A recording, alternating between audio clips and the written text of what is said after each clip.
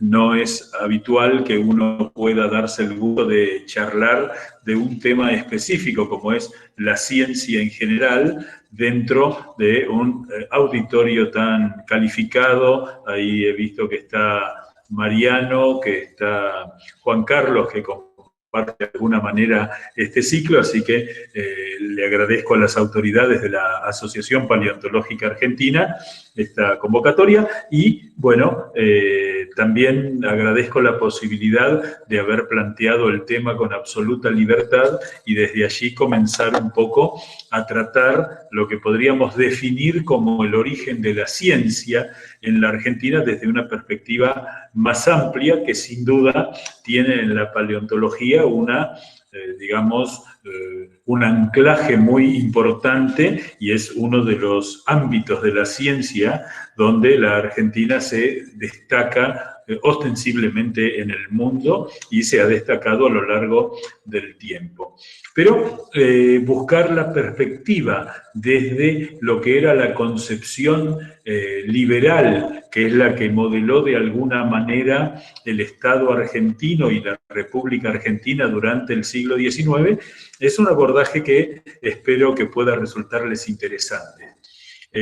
Vamos a definir, la palabra liberal es una palabra muy manoseada, muy partidizada, y podríamos decir que para ponernos de acuerdo, cuando hablamos del pensamiento liberal en el siglo XVIII, en el siglo XIX, estamos hablando de ese mundo de ideas que surge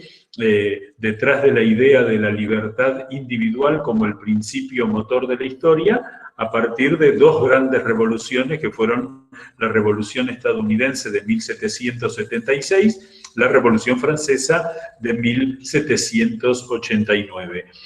Curiosamente, se enfrentaron a lo largo del tiempo una lucha curiosa entre la vertiente, llamemos, más americanista de nuestra historia y la vertiente más europeísta de la historia, con lo cual depende la visión de la cual se haga este abordaje. Aparece más lo americanista, entendiendo al continente americano en su globalidad, o más europeísta, e incluso los protagonistas de esta charla, que son como los tres paradigmas del pensamiento liberal que tuvieron responsabilidad de gobierno. En esto quiero ser claro, es decir, tanto Manuel Belgrano como Bernardino Rivadavia como Domingo Faustino Sarmiento fueron grandes pensadores liberales, pero cuya impronta es haber sido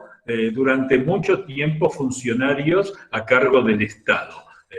Hay muchos pensadores liberales también, podemos ir a un Juan Bautista Alberdi, que no tuvieron responsabilidad de gobierno. Por eso la idea de esta charla es ir transitando por la gestión que desde el Estado estos hombres, claramente imbuidos del pensamiento liberal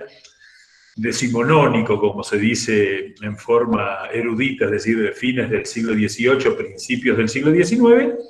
marcaron la trayectoria de Argentina. Yendo al caso de don Manuel Belgrano es una figura gigantesca que forma parte del podio de los grandes próceres argentinos, y entonces vamos a tratar de dedicarnos a este aspecto vinculado estrictamente a su pensamiento respecto de la ciencia. Hay una curiosidad muy grande que muy poca gente ha estudiado a Manuel Belgrano en sus estudios en España, así que yo me quisiera detener en eso. Belgrano fue un personaje genial que estaba muy por encima del medio de su tiempo y estudió en aquellos tiempos en los cuales el Imperio Español tenía varias universidades, pero casi podríamos decir que las universidades, más que poder seguirse una carrera, se seguían especializaciones, serían como cátedras. Así es que Belgrano, entre 1789, eso es a mí me gusta mucho jugar con la fecha, los historiadores nos encanta eso, Belgrano llega a España en 1786 tenía apenas 15 años y comienza a estudiar en los tiempos previos a la Revolución Francesa. Curiosamente, es el mismo tiempo en el que José de San Martín se incorpora al ejército imperial español, simplemente esto como una coincidencia. Belgrano va a estudiar en 3 de las grandes universidades españolas de su tiempo. Estudia en la Universidad de Salamanca, en la Universidad de Valladolid y en la Universidad de Oviedo. Esto lamentablemente no ha sido muy bien estudiado por los historiadores, es una deuda que la ciencia histórica argentina tiene, porque se conoce muy fragmentariamente, pero lo que ya podemos saber es que estudió muy orgánicamente el derecho. Él recibe el título de bachiller en leyes y de doctor en leyes. Estudia, en primer lugar, derecho romano, luego estudia derecho de Indias, derecho administrativo, jurisprudencia, que es la parte del derecho vinculada a la redacción de las leyes y al funcionamiento del sistema judicial, y finalmente estudia economía política, y se convierte en el fundador, junto con algunos de sus colegas, entre ellos, curiosamente, Pío Tristán, que luego va a ser su enemigo como general español en la batalla de Tucumán y de Salta, una curiosidad de la historia. Él funda y es el primer presidente de la Academia de Derecho Romano, Política Forense y Economía Política de la Universidad de Salamanca. El detalle es que es tan importante el paso de Belgrano por esas universidades que en el caso de la Universidad de Oviedo es el único personaje que pasó por allí que está homenajeado con placas en el claustro, y en la Universidad de Salamanca, en el gran claustro de las escuelas mayores, es el único personaje que tiene una placa en su homenaje, habiendo pasado por allí personajes, algunos controvertidos como Hernán Cortés, Fray Luis de León, Miguel de Unamuno. Es decir, Belgrano todavía la Argentina no lo ha puesto en el carácter de genio intelectual que fue. Llega aquí a la Argentina, en aquel tiempo el Virreinato del Río de la Plata, para ser el secretario perpetuo del Consulado de Buenos Aires, del Real Consulado, que es fundado por él y para él, si bien es una disposición del rey de España, y allí es donde empieza a aparecer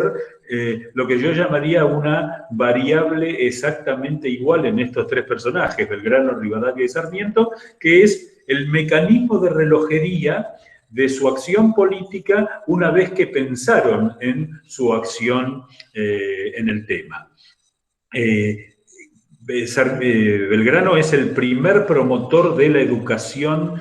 pública. Él dice que el Estado tiene que ocuparse con el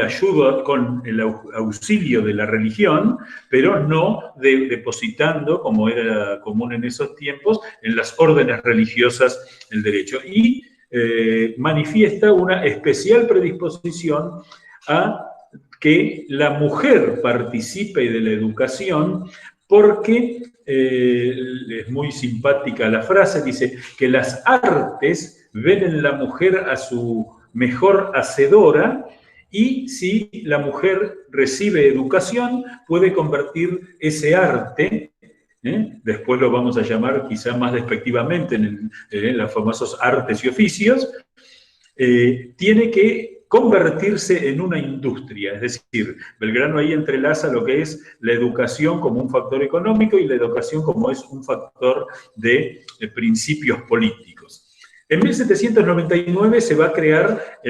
ya se había creado, perdón, en 1790 anteriormente, el protomedicato, que era un organismo que tenía más que nada una función de contralor, no de enseñanza de la medicina. Ahí va a haber un ilustre irlandés,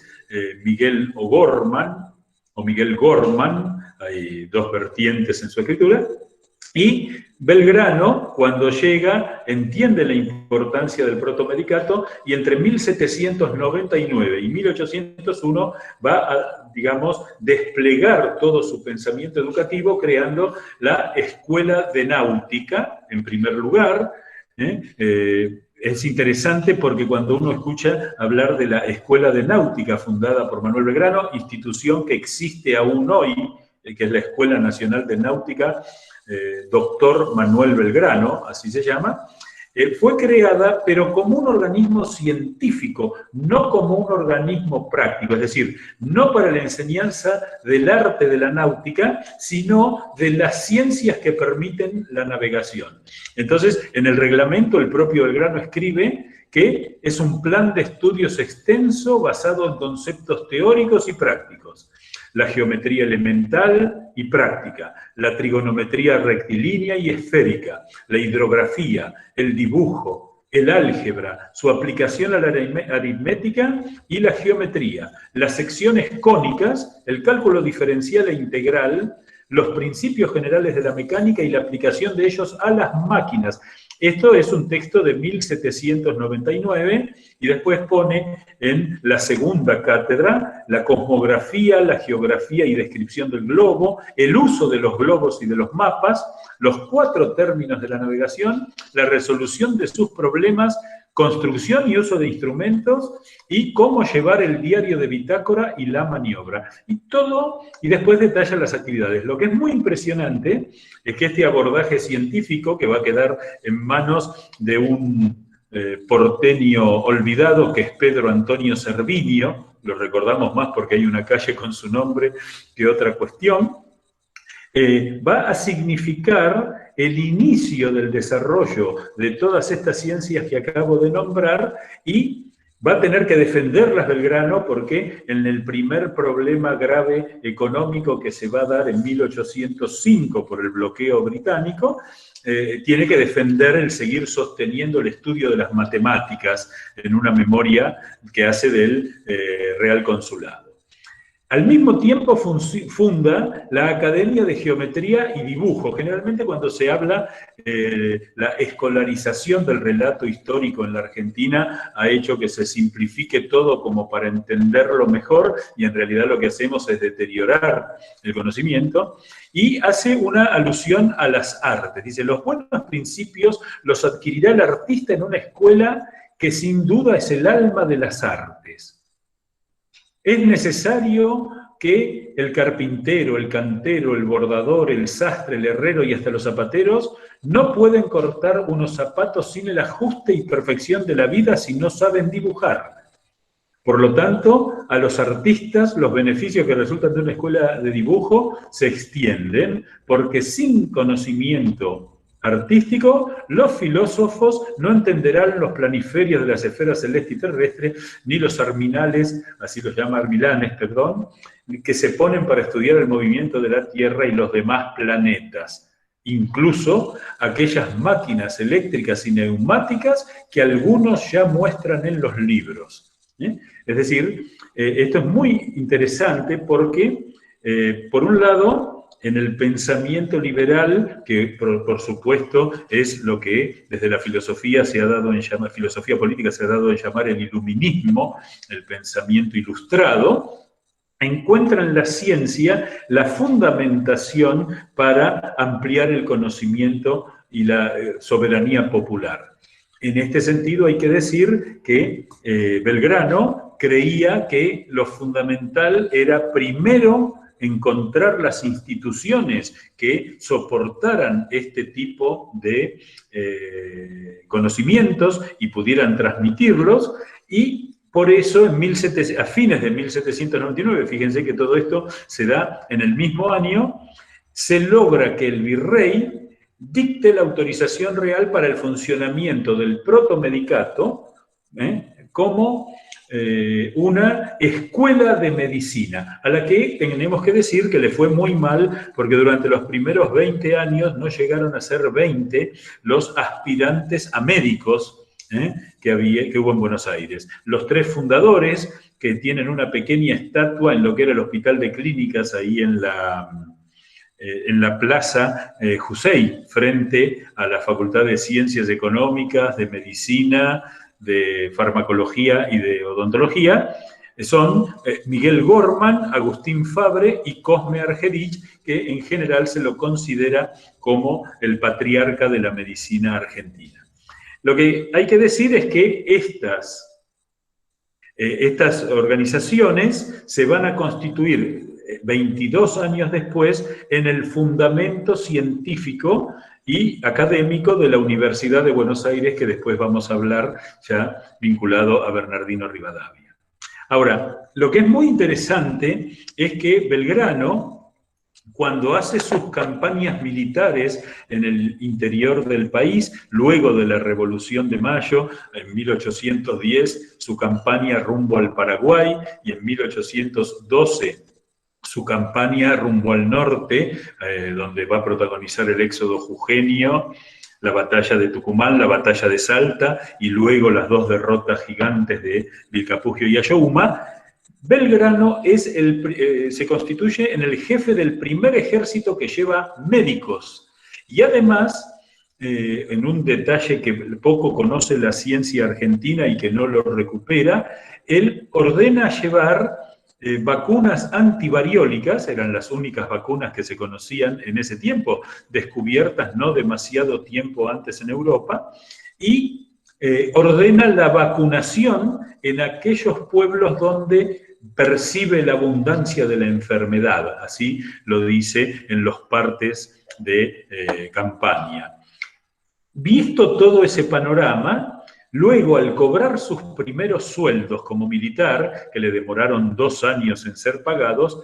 Belgrano crea 4 escuelas públicas, las primeras escuelas públicas del país, es decir, él dona la construcción del edificio, pero las crea como escuelas fiscales, es decir, escuelas que tienen que ser sostenidas por el Estado. Pensemos que por entonces estábamos temblando entre primer triunvirato, segundo triunvirato, directorio, es decir, no existía una organización estatal sólida, va a tardar cerca de 4 décadas. Sin embargo, ya Belgrano impone la idea de la escuela fiscal. Esas 4 escuelas, y esto le pagaron a él 40.000 pesos fuertes de la época, y él los va a repartir en 4 escuelas, una en Tarija, otra en San Salvador de Jujuy, otra en Santiago del Estero y la otra en San Miguel del Tucumán.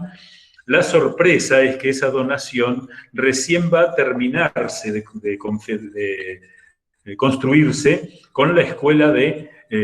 Jujuy en 1987 y va a ser inaugurada por el presidente Raúl Alfonsín. En esto hay que decir que lo que queda claro es que los hombres públicos que han tenido claro cómo debía ser el desarrollo de la instrucción pública, sin la cual es imposible el desarrollo de una ciencia, siempre se han encontrado con las trabas de la instrumentación de las políticas que se querían llevar adelante. Aquí, digamos, esto nos permitiría más o menos ordenarnos respecto a lo que hizo Manuel Belgrano, que les repito, me parece importante tratar de visualizarlo desde un carácter de genio completo, más que como lo hacemos. Fíjense qué curioso, porque a Belgrano se lo suele elogiar por aquellas cosas que parecen ser como que dan lástima, ¿no? Bueno, su heroicidad, fue un militar que no era tan bueno, porque justo le correspondió compartir el tiempo con José de San Martín, entonces hay como un ninguneo del carácter militar de Belgrano, que era un buen militar, aunque no era un genio militar, y lo que nos conmueve de que hubiera muerto en la pobreza. Y sin embargo, todo eso es como una pátina de anécdotas que nos impide conocer a este verdadero genio y toda esta acción que habla de una mente ilustrada, una mente liberal, creía en la soberanía de los pueblos y que esa soberanía de los pueblos podía ser ejercida a través de la instrucción pública, dio pasos concretos para poner en marcha un sistema educativo fiscal y también con un desarrollo de la ciencia. Y aquí aparece, y quisiera usar esto como ligazón con Bernardino Rivadavia, un aspecto que la Argentina a veces no valora lo suficiente, que es cómo el pensamiento liberal del siglo XIX no tenía ningún empacho ni ningún miedo en imitar a los que iban adelante, es decir, el desarrollo de la ciencia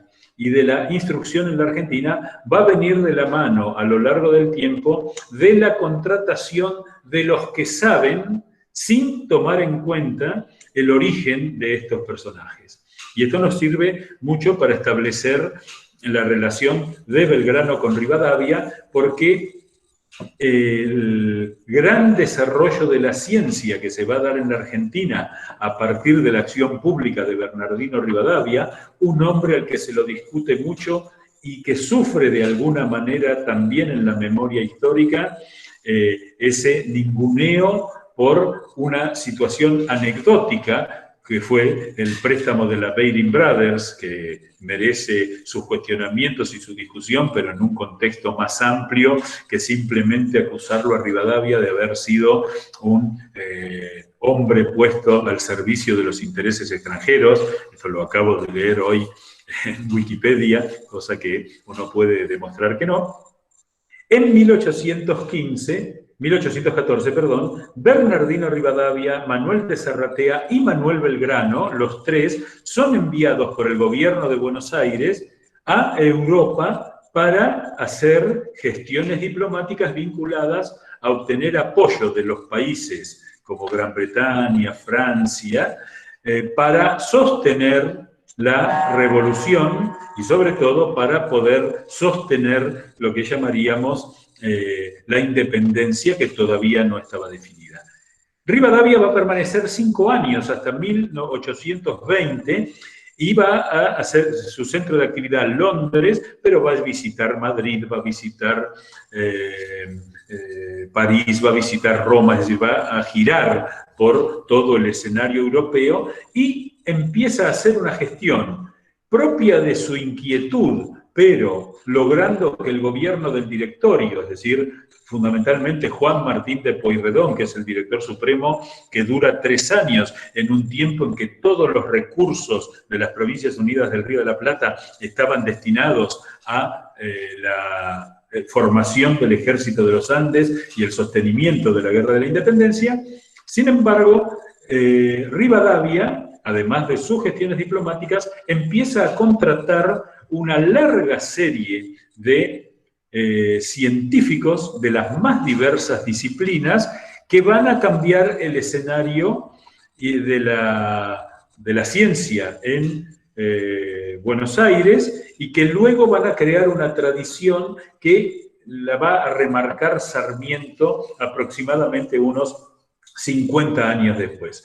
Es contratado un ingeniero matemático mexicano, José Lanz, que en general no se lo suele nombrar cuando se habla de esto, que vino como director de la Academia de Matemáticas,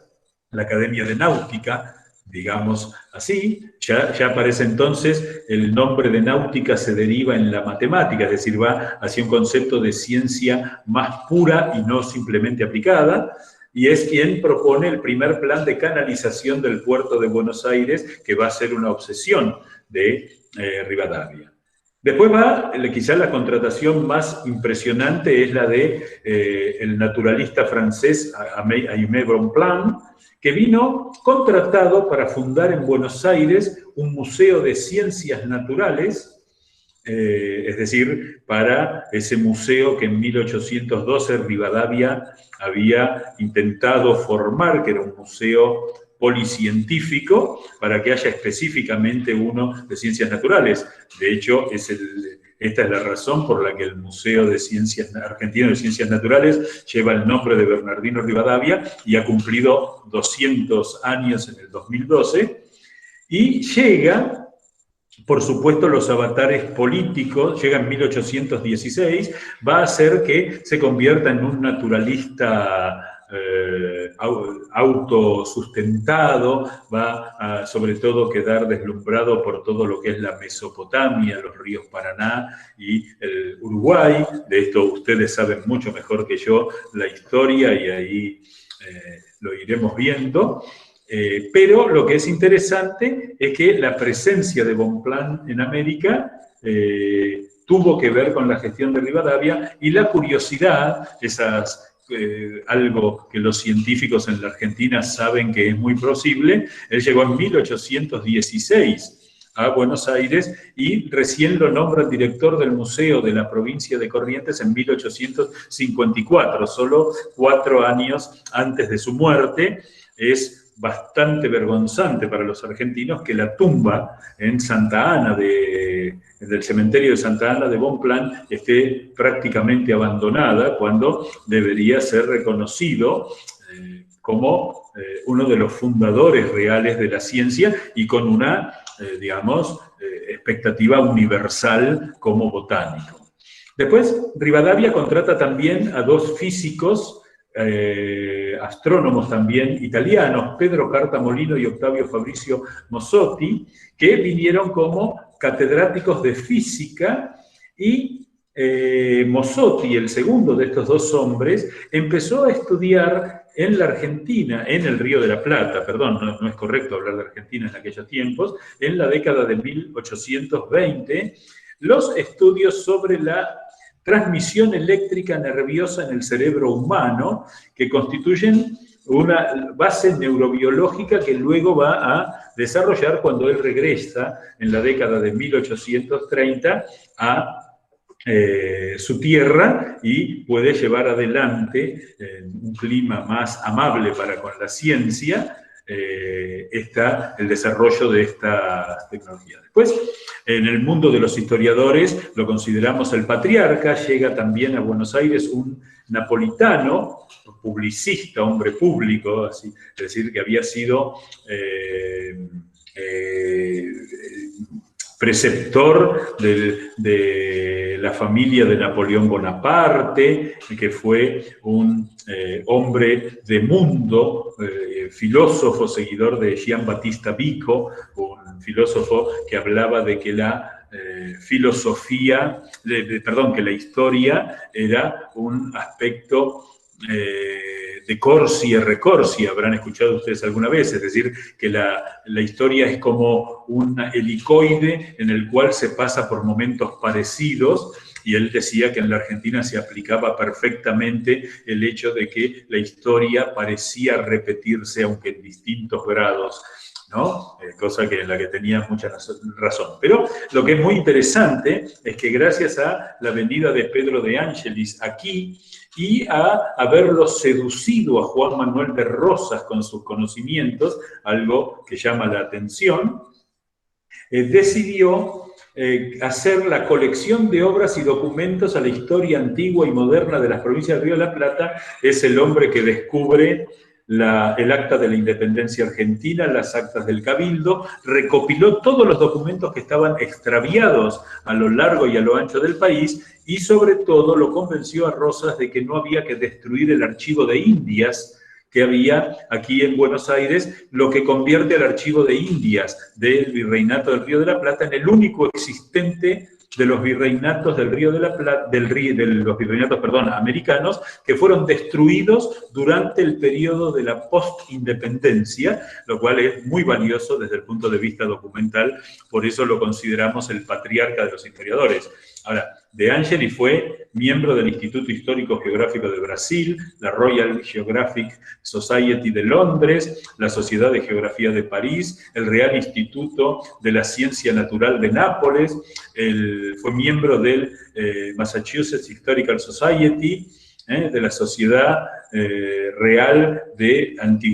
Anticuarios de Copenhague y de la Sociedad Filosófica de Filadelfia, con lo cual, digamos, estamos hablando de un tipo superior en esto a todo lo que había por entonces en Sudamérica. Después también vino el ingeniero francés Carlos Enrique Pellegrini para construir el puerto de Buenos Aires. Finalmente no lo logró porque no había dinero para hacerlo y entonces se arregló convirtiéndose en un gran retratista, en un gran pintor, y luego va a ser el constructor del primer Teatro Colón de Buenos Aires, que fue el primer edificio de estructura de metal, de estructura de hierro en la Argentina. También vino el arquitecto Próspero Catelén, otro francés, que fue quien hizo la fachada de la catedral, el diseño del cementerio de la Recoleta y el constructor en la Manzana de las Luces del edificio de la legislatura de la provincia de Buenos Aires, que aún hoy forma parte del gran patrimonio edificado de la provincia de Buenos Aires. Hay que decir que la mayoría de ellos se quedaron en la Argentina, tuvieron que desarrollar sus actividades en forma libre porque el Estado les quitó todo el apoyo a partir de la disolución de la República en 1828 y sobre todo la falta de interés que tuvo quien era el personaje dominante en aquellos tiempos de la política, que fue Juan Manuel de Rosas, que va a llegar a acabar prácticamente con todas las instituciones científicas. La gran gestión y la más importante desde el punto de vista institucional, ya en Buenos Aires como ministro de gobierno de la provincia de Buenos Aires, en la gestión de Martín Rodríguez, por parte de Bernardino Rivadavia, es cuando el 12 de agosto de 1821 se crea la Universidad de Buenos Aires y se lo nombra a Antonio Sáenz, rector organizador de la universidad. Antonio Sáenz fue antes uno de los diputados firmantes del Acta de la Independencia en San Miguel del Tucumán. Y tomando todas las instituciones científicas que había antes, las creadas por Belgrano, las que venían de la época de los jesuitas, se crea esa universidad que tenía 6 departamentos. Primeras letras, que establecen el sistema lancasteriano, que es un sistema de preceptores donde el maestro recibe una vez por semana en la escuela a todos los alumnos, le da tareas que tienen que hacer en la casa y luego las evalúa en cada una de las casas que iba visitando, un método muy en boga en Inglaterra en aquellos tiempos. Él lo había visto aplicar allí. Este departamento es el antecedente de lo que podríamos llamar el departamento de primeras letras, que va a funcionar intermitentemente hasta la creación de la Dirección General de Escuelas de la provincia, cuando Bartolomé Mitre es gobernador de la provincia de Buenos Aires. Después estaba la Escuela de Estudios Preparatorios, que era la adaptación al colegio del viejo Real Convictorio de San Carlos para convertirlo en el Colegio de Ciencias Morales. Y un detalle interesante que nunca pierde vigencia: la provincia de Buenos Aires se hace cargo de 2 becas por cada una de las provincias argentinas para que los jóvenes más brillantes de cada provincia pudieran estudiar primero en el Colegio de Ciencias Morales, hoy Colegio Nacional de Buenos Aires, y finalmente en la universidad. Así es como llega Juan Bautista Alberdi y varios de los genios locales en aquel tiempo.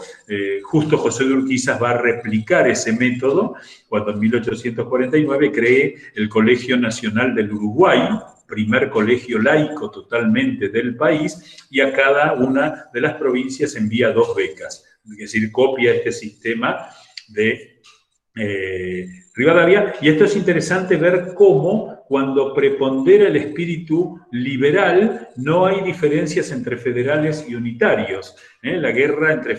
civil entre federales y unitarios, que fue larguísima, casi 33 años en el país, estaba vinculado al modelo de Estado a crear y no en cuanto a la ideología con la que se implementara ese Estado. Esta es una diferencia muy importante que a veces se confunde. Y para los estudios superiores, esa Universidad de Buenos Aires, fundada en 1821, estamos a menos de un año del bicentenario de la Universidad de Buenos Aires, tenía un departamento de ciencias exactas que incluía cátedra de dibujo, química, geometría, cálculo, matemática, física, ¿no? Es decir, era bastante ambicioso, que absorbía las academias anteriores. El protomedicato es convertido en escuela de medicina, que incorpora por primera vez lo quirúrgico, la cirugía. Después la Escuela de Jurisprudencia, Derecho Civil, Natural y de Gentes, donde va a nacer la Escuela de Economía Política, muy posteriormente, y la universidad tiene una Escuela de Ciencias Sagradas, con lo cual va a tratar de sostener dominado al clero a través de esto. El gobierno esto es contemporáneo a la reforma eclesiástica que cerró prácticamente todos los conventos de Buenos Aires y fue el primer impacto laicista del liberalismo en la Argentina. Digamos que en los tiempos de Rosas va a languidecer la universidad, va a quedar prácticamente cerrada, pero va a haber un paleontólogo, un naturalista genial, que fue Francisco Muñiz, otro hombre de la ciencia argentina que está en un lugar más anecdótico que profundo, que fue nombrado catedrático de medicina y logró mantener la escuela de medicina abierta. Recordarán ustedes la anécdota, que voy a meter en camisa de 11 varas frente a tantos paleontólogos, que la colección de Muñiz termina obsequiada al gobierno de España por obra misma del restaurador de las leyes, ¿no? Así que, digamos, ahí no hubo gran desarrollo de la ciencia. Cuando la Argentina logra, Rivadavia después va a ser presidente de la República, la guerra contra el Brasil se va a perder en una negociación diplomática espantosa donde Rivadavia va a renunciar haciéndose cargo de la mala negociación diplomática y muere en Cádiz viviendo de la caridad pública, alquilando una pieza en un conventillo, lo llamaríamos nosotros, en un inquilinato, donde un cura que se apiadaba de él dijo que se la alquilaba barata porque le llamaba la atención la enorme cantidad de argentinos que venían a ver a ese hombre. Muchos del exilio unitario de Montevideo viajaban a Cádiz para verlo, y cuando lo veían, la respuesta de Rivadavia era: ese hombre ha muerto. Y como una anécdota que a los historiadores siempre nos gustan, Rivadavia en su testamento pidió una sola cosa: jamás mis restos sean llevados a Buenos Aires, esa ciudad ingrata. Como en la Argentina hay un poco de dificultad en el cumplimiento de la palabra, ni siquiera se respeta la palabra de los muertos, Rivadavia murió en 1845 y en 1857 ya tenía su mausoleo con sus restos en el cementerio de la Recoleta, y después le hicieron el mausoleo más grande que hay en el país hoy, que es el que está en la Plaza de Miserere. Ese monumento central es la tumba de Rivadavia, y la curiosidad es que se la puso en la plaza porque decía simplemente que el caprichoso horario de los cementerios no debe impedirle al pueblo argentino que le rinda su homenaje a cualquier hora, como manda el respeto a la más grande gloria civil de la tierra de los argentinos. Fíjense que, curiosamente, en solamente 80 años ha variado totalmente la visión sobre un hombre que lo que tiene que ver con nosotros, los historiadores, es el maltrato a las figuras históricas por la descontextualización. Juzgamos a los hombres del pasado como si todos hubieran vivido esta mañana, y no es así. Y llegamos a la tercera de las grandes figuras. A mi entender, Domingo Faustino Sarmiento es el pensador más importante que tuvo América en su historia. Su obra intelectual es incomparable con cualquier otra, el escritor en castellano más prolífico del siglo XIX, un hombre que sigue siendo estudiado en las universidades de sociología, de historia, en el mundo por sus obras, sobre todo Facundo, el libro más impresionante escrito en la Argentina en la historia, que es una mezcla de análisis sociológico, histórico, político, biográfico. Es una verdadera joya, y que, curiosamente, se lo cuestiona a Domingo Faustino Sarmiento a través de lo que hoy sería un tuit, porque la frase sobre una frase infeliz, una frase imperdonable y una frase injustificable de que hay que regar la pampa de sangre de gauchos, tiene 139 caracteres, con lo cual se lo cuestiona a Sarmiento, que escribió 53 tomos en 56.000 páginas, y sin embargo se lo cuestiona simplemente. Por eso es bastante sorprendente. Pero vamos a su acción como hombre de gobierno. Sarmiento siempre pensó que no iba a llegar a hacer todo aquello que había visto, y En esto volvemos a un planteo que yo hice con Belgrano. Sarmiento no tuvo nunca ningún empacho en decir que el modelo democrático moderno del mundo era el de los Estados Unidos de América, que ese momento, digamos, de la educación pública en los Estados Unidos entre 1845 y 1862 demostraba el éxito del modelo estadounidense, y quizá el gran fracaso de Sarmiento fue que la Argentina, una vez que él desaparece de escena, se hace más europeísta, más anticuada, según la palabra de Sarmiento, y deja de mirar a Estados Unidos, quizá por la competencia que se desarrolló entre 1880 y 1930, donde la Argentina competía por el liderazgo continental con los Estados Unidos, algo que hoy resulta bastante imposible de imaginar, pero que lo era en esos años que van de 1880 a 1930. Básicamente hay que decir que Sarmiento, en ese mecanismo de relojería perfecto que tenía cuando llegó a la presidencia, llega y toma decisiones que están claramente vinculadas a un orden lógico para convertir a la Argentina en una sociedad instruida, basada en el desarrollo científico y mirando a los mejores del mundo. En ese sentido, entonces, lo primero que hace es un censo con el cual tiene datos, tiene estadísticas perfectas del grado de situación, un censo que da muy mal. Ese censo, en este sentido, diríamos que mirar la acción de Sarmiento como un conocer, planificar y hacer es un ejemplo perfectamente aplicable hoy a cualquier país que intente la modernidad. Se suponía que la Argentina rondaba los 2 millones de habitantes y en realidad eran 200.000 menos. En ese problema el concepto de desierto era el concepto más afligente. Un país inmenso con riquezas potenciales pero que no tenía población para ocuparlo. Y además el 71% de los habitantes ni leía ni escribía, y un 15% más solamente leía y escribía rudimentariamente. A partir de ahí empieza a funcionar todo el esquema mental de Sarmiento, que lo aplica en la creación inmediata, tomando también como ejemplo lo que había sido el pésimo desempeño militar de la Argentina en la guerra contra el Paraguay. Crea el colegio militar. El discurso de Sarmiento al inaugurar el colegio militar es extraordinario cuando dice: ha llegado el tiempo en que acabemos con la soldadesca que es heroica y patriótica, pero llegó el momento de que creemos que formemos ingenieros para la guerra.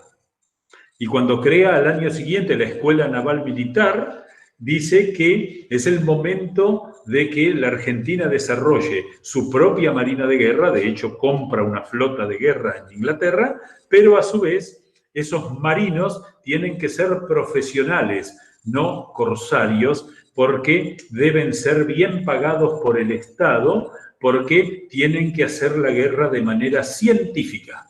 Fíjense ustedes, ingenieros de la guerra y cientistas de la guerra para los militares y para los marinos.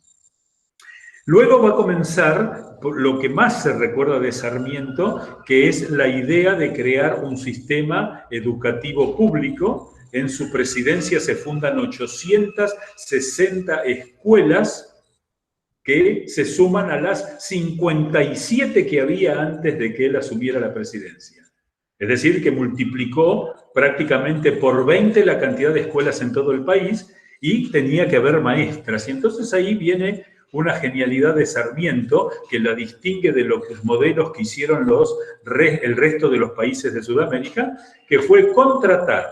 maestras universitarias en Winona, la Universidad de Winona en Massachusetts, graduadas universitarias, pero no para venir aquí a enseñarle a los chicos de qué se trata,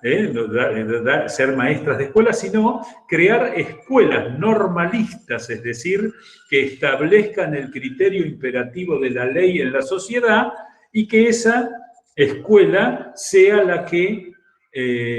cree maestras para llenar de maestras la Argentina. Ese pensamiento logró la creación de 100 escuelas normales en todo el país. Las primeras fueron la de Tucumán y Concepción del Uruguay, y la nacionalización de la que había fundado Justo José de Urquiza en Paraná.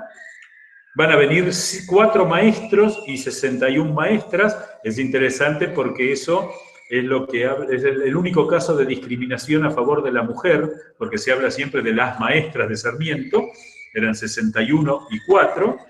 y eso permitió que en 30 años la Argentina bajara su índice de analfabetismo del 71% al 20%, y en ese 20% se juntaban muchos de los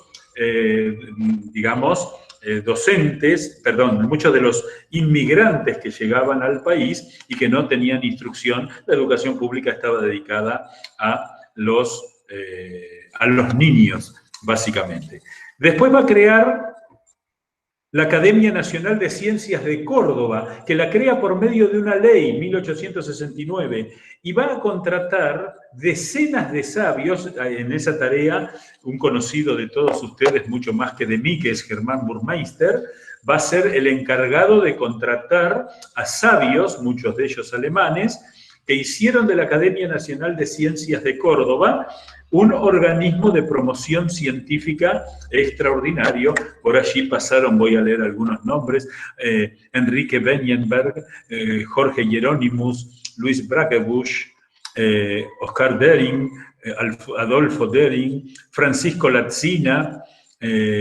después Francisco San Román de La Rioja, de otros lugares van llegando, Francisco Sicam de Concepción del Uruguay, Juan Cail, Francisco Pascasio Moreno, Carlos Berg, Luis Huergo y Guillermo White, 2 de los primeros apóstoles, que son los primeros ingenieros de la Argentina, Seile Chegaray de Santiago del Estero, Eduardo Ladislao Holberg, José María Torres de Paraná. Es decir, se fue creando allí una verdadera élite científica que fue creando una tradición que imperceptiblemente se ha mantenido, o no tan imperceptiblemente, hasta hoy en la Argentina. Algo que me parece destacable es decir que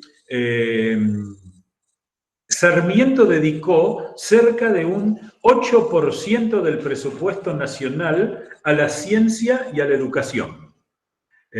Y como no alcanzaban los recursos propios, hubo endeudamiento del Estado para sostener estas cuestiones. Por ejemplo, en lo que es la creación del más grande instituto de ciencia aplicada que tuvo la Argentina y Sudamérica en su tiempo, cuando el 24 de octubre de 1871 crea el Observatorio Astronómico Nacional, hoy el Observatorio de Córdoba, que fue una institución no solo vinculada a la astronomía, sino a la física. Por allí pasó, entre otros, durante muchos años, Enrique Gaviola, un físico extraordinario. Y Sarmiento, para dirigir y organizar este observatorio, contrató a alguien que había conocido él en Massachusetts cuando era embajador de la Argentina en los Estados Unidos, que es el doctor Benjamin Abner Gould, el único doctor en astronomía que había en el mundo. Y Sarmiento le ofreció sueldo, vivienda y comprar todo el equipamiento que él deseara, lo cual convirtió el Observatorio Astronómico de Córdoba en uno de los más modernos del mundo, pero además el único observatorio astronómico científico del hemisferio sur, que en 1883, gracias al trabajo de Gould, llamado Uranometría Argentina, recibe de la Sociedad Real Astronómica de Londres la medalla de oro como la mejor publicación astronómica de la década. Y lo que es muy interesante decir, este hombre luego vuelve, luego de una tragedia personal, a los Estados Unidos. Yo un día visitando el Observatorio de Córdoba, había 2 alemanes que contemplaban con, les diría yo, como con fruición religiosa, la edición original de la uranometría argentina de 1879, que estaba allí y que en razón de ser ellos doctores en astronomía, les permitieron hojear las páginas de ese libro y los tipos estaban totalmente emocionados. Y hasta en Córdoba se habla del observatorio como eso que está en medio de un barrio que se llama observatorio, ¿no? Esto tiene mucho que ver con lo despectivamente que trata la historiografía argentina a todo aquello que no sea la historiografía política y la historiografía partidaria. Falta la historiografía cultural y sobre todo la historiografía científica. Y yo iría cerrando mis palabras con lo que dijo Sarmiento en 1885 cuando Gould vuelve a Estados Unidos. Recién ahora, y como movidos por el impulso dado desde el Observatorio de Córdoba, en Europa hablan de adoptar y generalizar este procedimiento, aplicado con brillo 12 años entre nosotros por Gould. Por este mismo método quedan fijadas las posiciones relativas de las estrellas dobles. A Sarmiento le encantaba hablar de ciencia de oído, ¿no? Pero sabía cuándo no metía la pata. Desde que se emite la idea de que el movimiento es la ley universal, aún en las estrellas, se comprende de cuánta magnitud pueden ser los resultados de la fotografía celeste. No comenté que en el Observatorio de Córdoba se sacaron las primeras fotografías, digamos, de la cúpula celeste, sacadas en el hemisferio sur en la historia. Bueno, esto sin duda constituye una presentación, podríamos dedicarnos a cada uno de estos temas.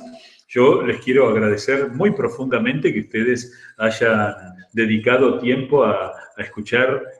esta suerte de exposición de lo que fue el desarrollo de la ciencia de la Argentina en el siglo XIX. Me pasé un par de minutitos, así que yo repito mi agradecimiento a las autoridades de la Asociación Paleontológica Argentina y sobre todo, bueno, a todos ustedes que me han acompañado y quedo a disposición para cualquiera de las preguntas que ustedes quieran hacerme.